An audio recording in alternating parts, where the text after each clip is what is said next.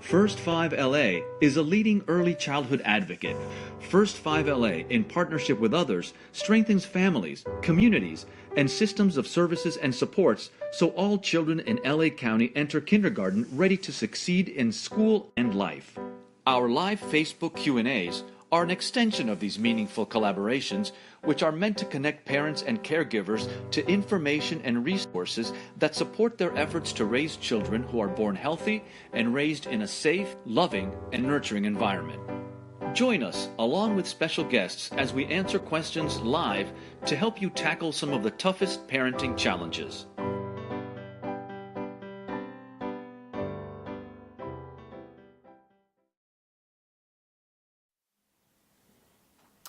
Good morning. I'm Jessica with First 5 LA. Welcome to our Breastfeeding Q&A Facebook Live. We're here with Corky Harvey. She is the co-founder of the Pump Station and Nursery, which has 2 locations, one in Santa Monica, one in Hollywood.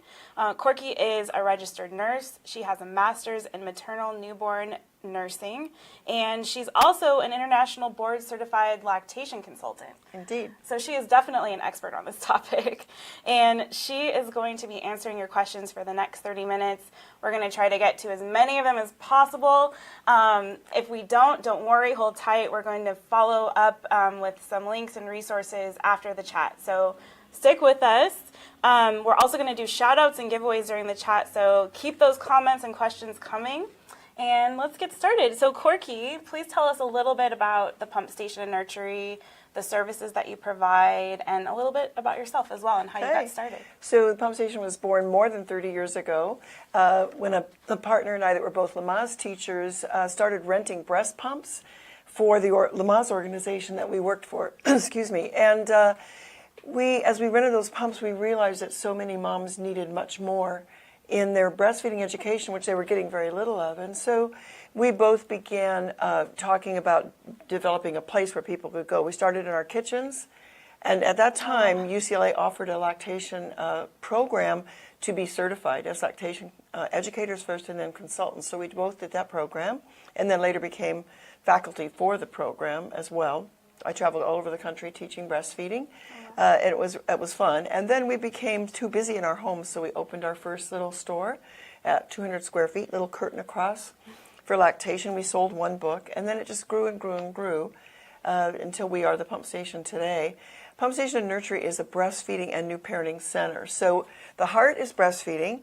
We teach prenatal breastfeeding classes. We teach prenatal baby care classes, so to expectant parents. And then once the babies are born, we do breastfeeding support and one-on-one lactation consultations. We're busy, busy, busy all day, every day. We also have Mommy and Me classes. We're famous for those. Yes. So we have social workers and therapists who run those groups. And so moms start when their babies are little tiny guys and traverse that first year. And one thing we have that's super is Mommy, Daddy, and Me. Yes, it's the cutest class. Yeah, it's just adorable for them. And then we have education of all kinds, how to do tummy time and start solid foods. And so we run a Hot Topics class on Fridays, and we have events and on educational things. We work with many people to offer those things. We also have Facebook Live now on Mondays, where we bring in educators or people that have a specialty in their field and talk to them about various things we do. Sleep work, all kinds of things are going on at the Pump Station and Nursery. Yeah, so every Monday, tune into Coffee with Corky, right? Yeah. On the Pump Station's Facebook page. So Yeah. if you're not following them already, definitely do so.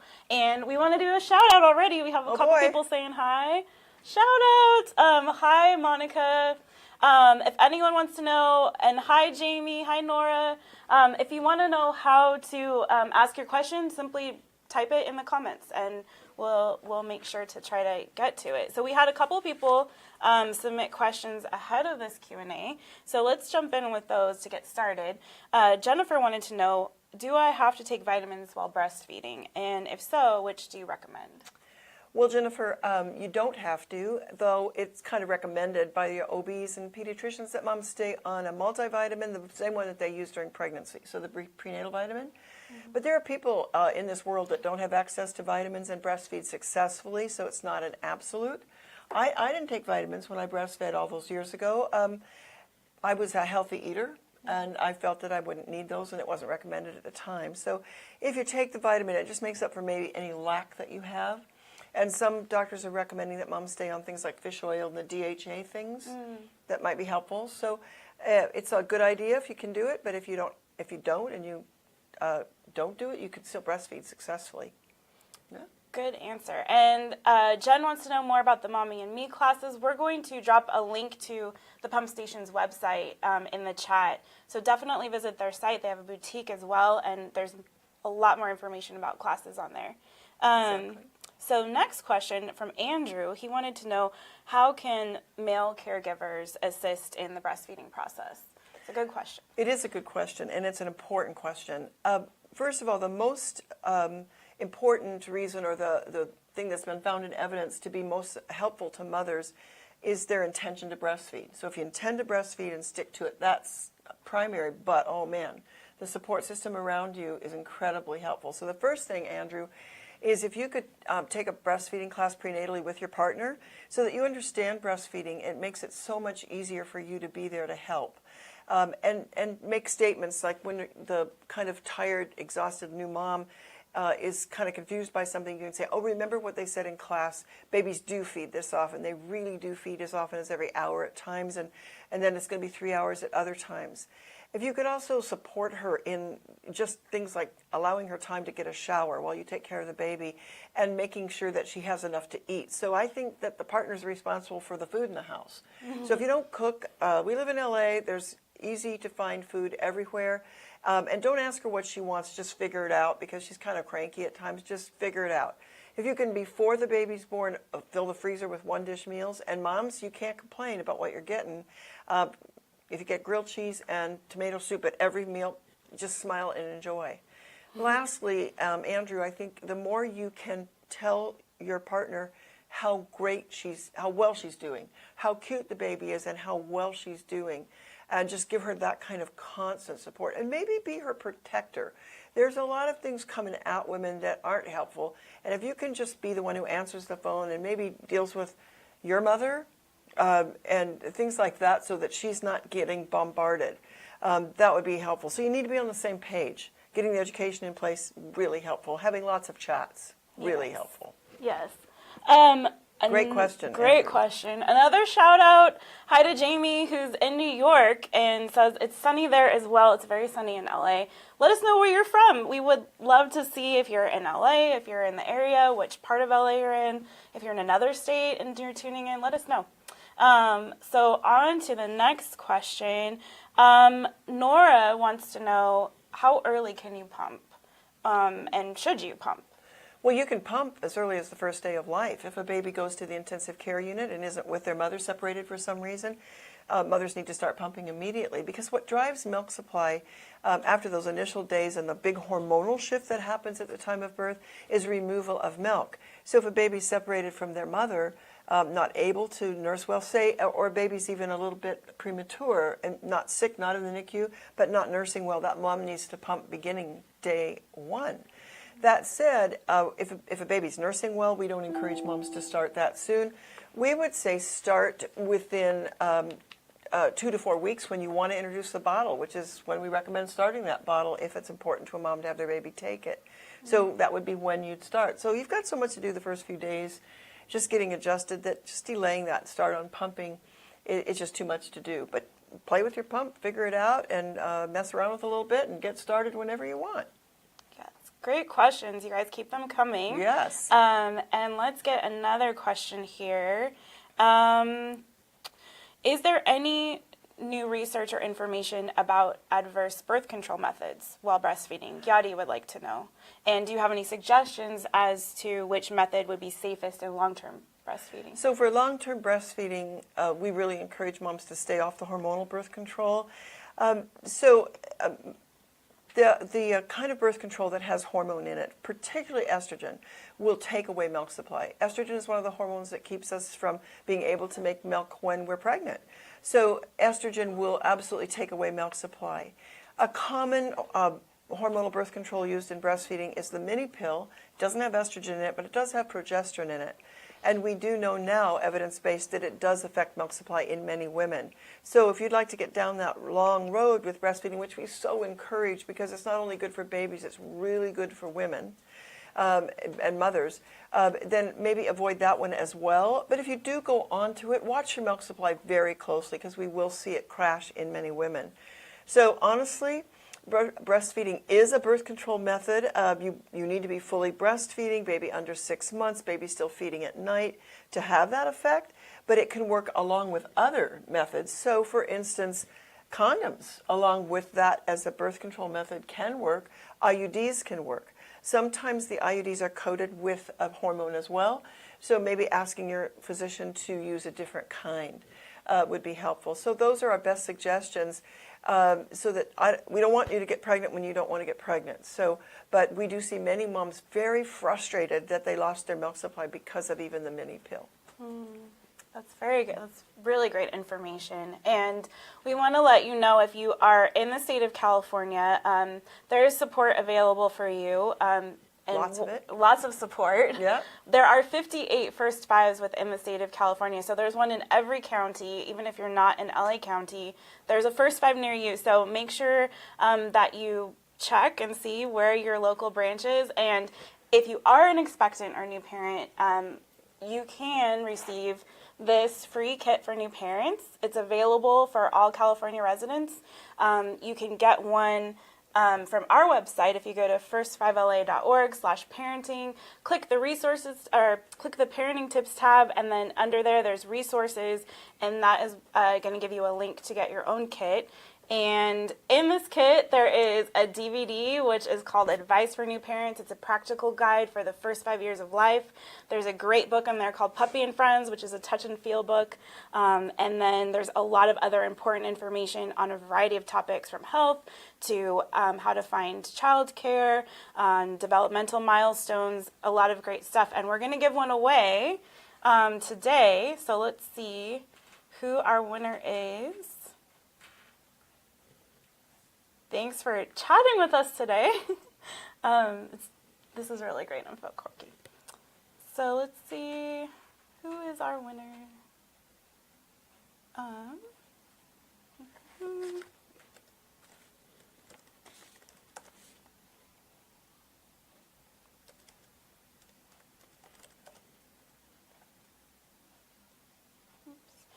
Kelly.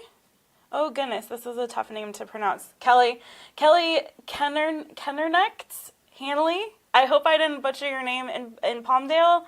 You are the winner of a kit for new parents. Thank you so much for tuning in. And let's get back to the questions. Oh, I'm sorry, you guys.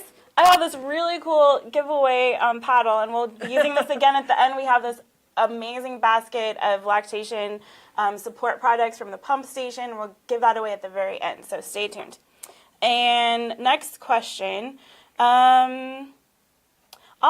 Jen got the kit with her first daughter. That's great, Jen. Yes, we need a location in New York. Talk to your local representatives in New York. Next question is, what tips do you have? This is from Jamie. If you have a gassy baby. Oh, that's a tough question because all babies are gassy. So the things parents try with gassy babies, first of all, I think knowing that they're gassy, and I think that parents don't realize that babies, when they feel something, they really get into it. So they push and they grunt and they turn red when they feel that pressure. Mm-hmm. And we think we've got to relieve that they're in pain. And that physicians and the research would say they're really not in pain, they're just reacting to what they feel. And they're eating all the time a very high lactose-laden food. So that creates a lot of gas in the intestine. So they bear down and they push and they pass gas like little truck drivers. Mm-hmm. And so we think we've got to fix that, and we really don't. But if you feel like your baby's really over the top with gas, the things parents try, they try gripe water, which is Fennel, fenugreek in a sort of like Alka-Seltzer base. They might try Milacon, which is Gas X for babies. But the parents say, it doesn't seem to help very much. And mothers who are breastfeeding might change their diet. They might take out really gassy foods, cruciferous vegetables, spicy foods, acidy foods. They might take out dairy. Dairy is the first thing moms take out. For some, it makes a difference. For others, it makes no difference at all. The other things to try are things like colic strokes. If you go on to YouTube, you might be able to find people showing you how to do gas strokes on babies' tummies. And we do them singing little songs like Skinnamarink dink Skinnamarink doo, I love you. Yeah. Yes, I know that. And you can do that, and you can learn how to do that. Yeah. And then bicycling the legs and kind of pushing them back That to the really helps. knee chest. Doing tummy time with babies helps them to pass gas because they get their little bums up in the air. That helps. Yeah. And carrying your babies in a position with them out facing, but their legs up, and just kind of bringing them up and down can help babies pass gas. So there's no magic thing, but those are some of the things that help. Also, one other little thing, when moms have huge milk supplies, very big milk supplies, and they try getting those babies on both breasts, they're overfeeding a little bit. These babies sometimes do better if they only use one breast per feeding. They get through the more gassy producing foremilk into the hind milk. 40% of moms have so much milk that they only need to use one breast per feeding. But don't go there until you know your baby's gaining weight well. If your baby's gaining like crazy, so babies need to gain 1 ounce a day. If they're well over that, and you can see that you have a lot of milk, it's dripping and flowing and so forth, you may be a mother who at least part of the day your babies would be a bit happier if you just stayed on one breast per feeding. So don't change them to the second side if they're still swallowing and gulping. It isn't required to go to the second breast. And Jamie, shout out to Jamie, said she made the Fennel tea for her son. He's 8 weeks now, and it seemed to help his gas. So The Fennel did? Yeah. Okay. Well, it is a stomach combative, so go for it. And that's what's often in gripe water. So, yeah, then nothing wrong with trying that. Good. So next question from Brianna. Brianna says lanolin isn't helping her nipples. Her son is a month old, so they should feel better, but they feel much worse. What helps with that? Well, first of all, you could be allergic to lanolin, Jennifer. Is that the name, Jennifer? Brianna. Oh, Brianna. sorry, Brianna. So you could be. But maybe at 1 month whose mother's that sore, honestly, would you please find someone in your community who can look at your latch on and make sure everything's is going well, because it doesn't sound like it. Because all the cream in the world is going to help if your baby's not latched correctly to those breasts. So it shouldn't be like that, Brianna. So I would urge you to find help. So ask your neighbors, ask your pediatrician, ask the hospital where you delivered. See if there's a WIC in your area or a lactation consultant. Go on the website for ILCA, International Board Certified Lactation Consultants. Find the consultant nearest you. You could even go on the Medela website. That's a pump website, and they would have lactation consultants near you. So see if you can find some more help, and maybe switch off that lanolin. Maybe go to one of the organic nipple creams, because perhaps you're allergic to that substance. So That's a good answer. Yeah. We also are going to be dropping additional resources into the comments section, so keep an eye out for those. We'll send links to a bunch of different sites and organizations that can help provide support for you. yeah, but get help. Yeah, it's very important. So Angie wants to know, how do you know if your baby is getting enough milk? Oh, that's a great question. Back to Brianna for just a second. There is a latch video on YouTube of me. If you put in the word deep latch technique, my picture pops up. I'm wearing a turquoise shirt. Maybe I can help you. So if Kind not, of like today. yeah, kind of like today. So back to how to tell a baby's getting enough. So pretty straightforward about that. So first of all, babies should be feeding from birth at least 8 times in 24 hours. So it's 8 to 12, maybe even 14 times. Once the baby has regained birth weight in an appropriate length of time, then you can go to demand feeding, and that should be about 2 weeks. So that brings us to the second thing. Babies should be gaining weight. So they lose weight for the first few days of life. That's normal for all babies. But by the 4th day, they should stabilize that weight loss and begin to gain about 1 ounce a day, and that they should be back to birth weight for sure by 2 weeks. And then you can relax and just let the baby go to demand. By about the 3rd month, babies drop that weight gain to about ½ ounce a day between the 3rd and 4th month, but 1 ounce a day. So about 6-7 ounces a week is what you're going to see. Then what goes in comes out, so we should see urine and stools. By the 6th day of life, we should see at least 6 urine and at least 3 loose yellow seedy stools. That's the color of breast-fed babies' stools. At least 3 of those in 24 hours, and they're not huge. They're about silver dollar size. They can have a lot of sharts in between that, but at least 3 of those, and many babies stool at least every feeding. So every feeding just starts that gastrocolic reflex moving, and they will stool. There should be some contentment. So there is a 3-hour period in every baby's day where they're wakeful and they're on and off that breast, maybe even every half hour for a little while.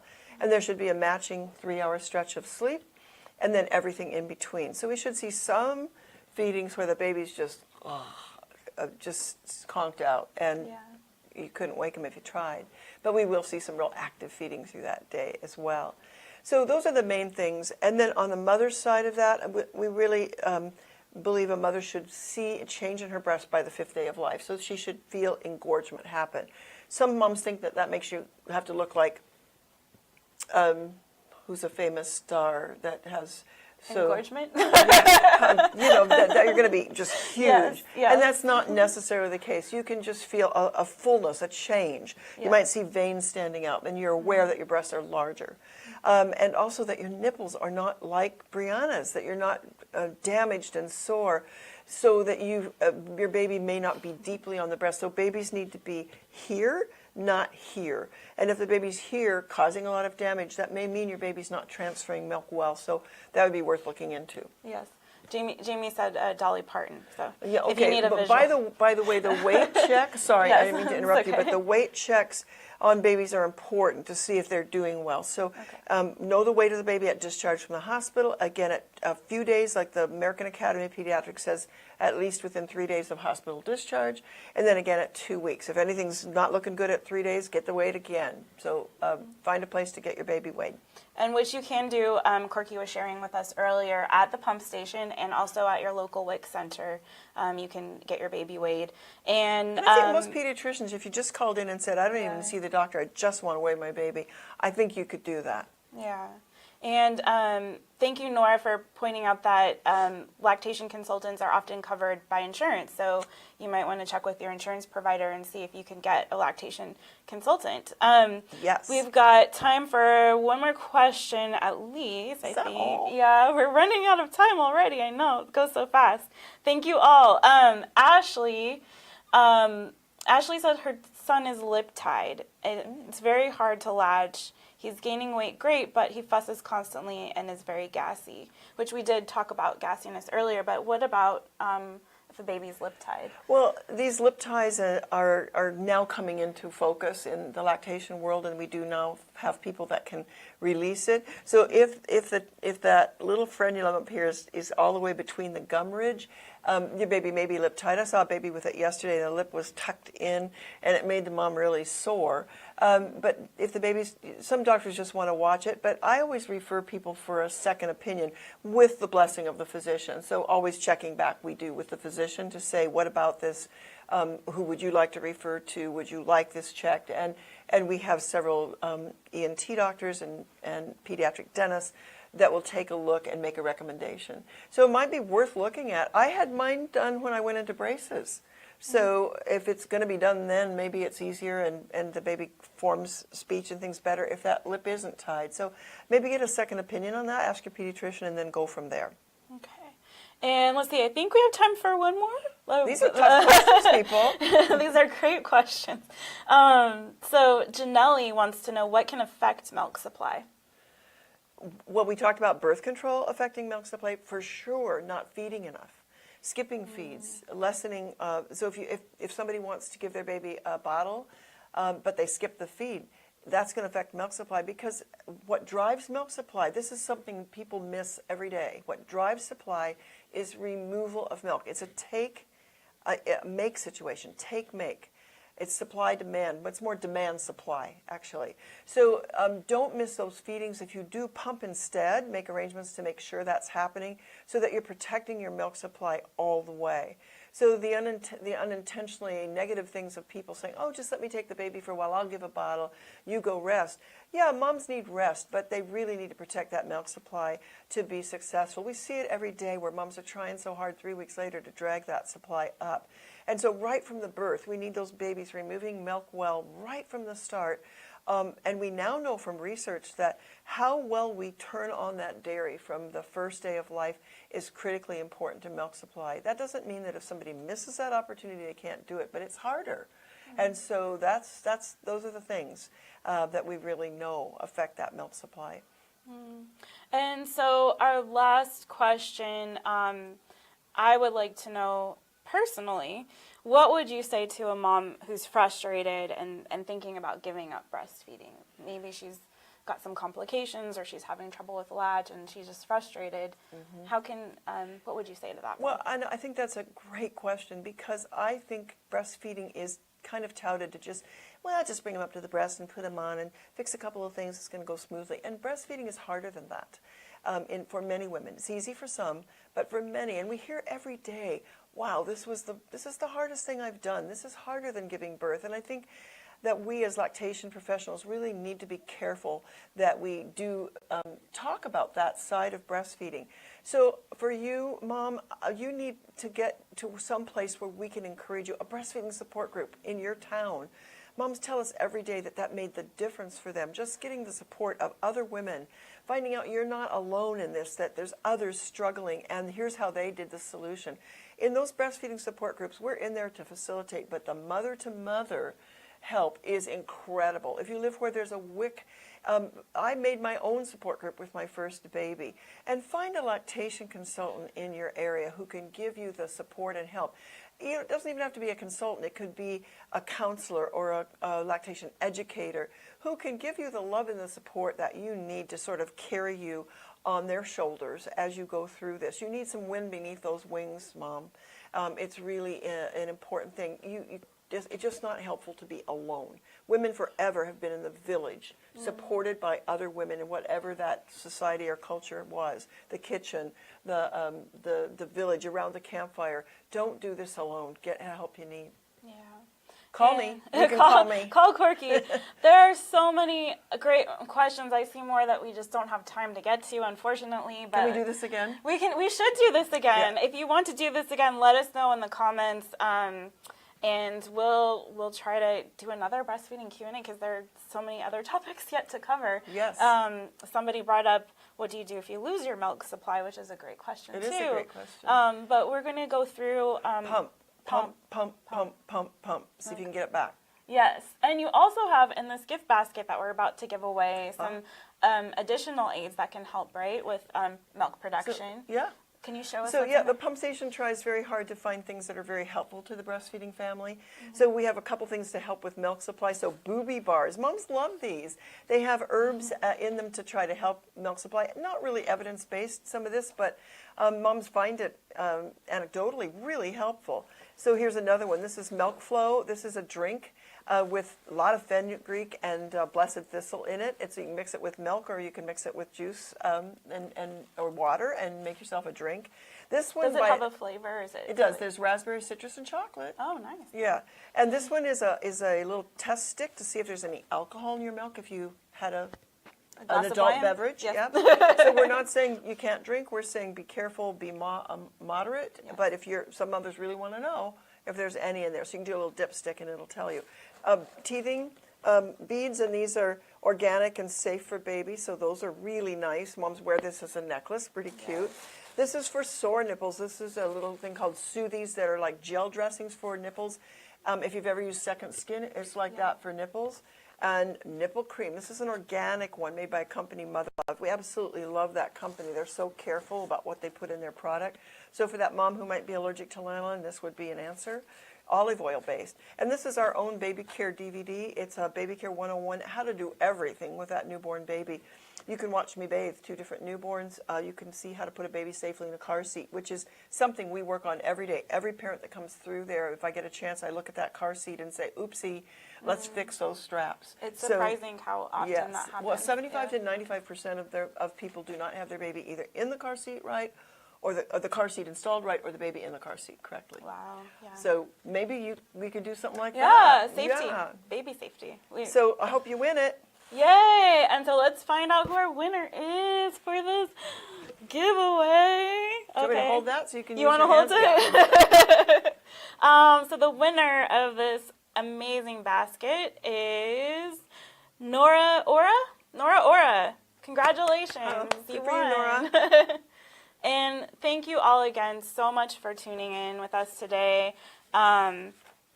We want to thank the pump station so much for being a great partner with us. Thank you, Corky, for being here. Thank you for the chance. Yeah. Yes, make sure you visit the pump station's website. We dropped a link in the chat, but I'll tell it to you. It's pumpstation.com. It's that simple. And then our website is first5la.org/parenting. We have a bunch of parenting tips and resources available on that website. We also have events, we have coupons, fun activities, great articles. So visit our websites. Make sure you sign up also for our parenting newsletter. There's a link in the chat. And visit the pump station in Santa Monica. Thank you for Hollywood. what you do for parents and babies in our world. Yeah. Thank you. Thank you. Thank you all. Thank you. Bye. Bye. Thank you for joining our hashtag First5 Live Q&A on Facebook. For more parenting resources and tips, visit our website at first5la.org/parenting.